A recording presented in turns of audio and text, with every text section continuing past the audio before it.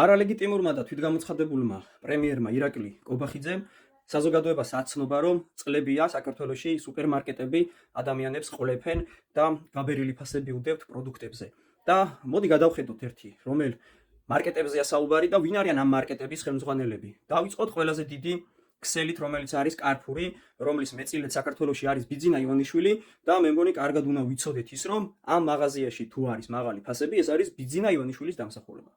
მაგალითად, ორი ნაბიჯი, რომლის 33%-იანი წილის მფლობელი არის ბექაური და ასევე ეს ბექაური არის მარეგულირებელი კომისიის თავმჯდომარე, რის გამოც მას 18,000 ლარს უხდიან ხელფას.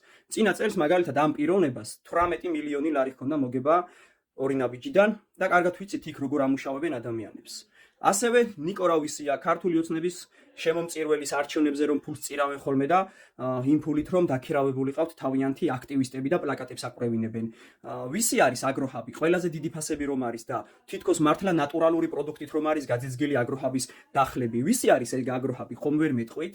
ვისი არის Daily, Magneti? აი ამ ქსელებს ვინ აკონტროლებს? და მივედით იქამდე რომ კობახიძის მიერ დაწყებული აი ეს ვითომ სამართლისთვის, სიმართლისთვის, თანასწორობისთვის, ფასების დაკლებისთვის, მოსახლეობის ბედნიერებისთვის გაკეთებული ეს განცხადება და ძალოვნებს რომ დაავალა რომ მიდით და გაარკვიეთ ჯერ რომელ ძალოვანის პრეროგატივაა ის რომ მიდიოდეს და მარკეტებში ფასებს აკონტროლებდეს.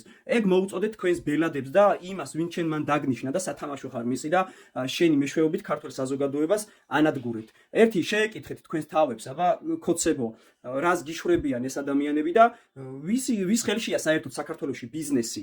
ვინ აკონტროლებს ამას და ვინ ყოლებს ქართულ საზოგადოებას? ან ბანკები ვის ხელშია? ან ფარმა მაფია ვის ხელშია? ავერსი, GPC, ფარმადეპო და კიდე PSP, რომელიც ხან ნაცების ის არის ხოლმე დეპუტატი ოქრიაშვილი და ხან კიდე ქართული ოცნების და ვინც კარგად დაკრიშავს იმისკენ არის ზუსტად და მოდი თავი გაანებით ამ პოპულისტურ განცხადებებს და საქმეზე ვილაპარაკოთ და საქმე გვეუბნება რომ დღევანდელი ეგრეთ წოდებული ხელისუფლება ქართულ სახელმწიფოს ანადგურებს და აქ რუსებისთვის და არაბებისთვის აშენებს ახალ სახელმწიფოს.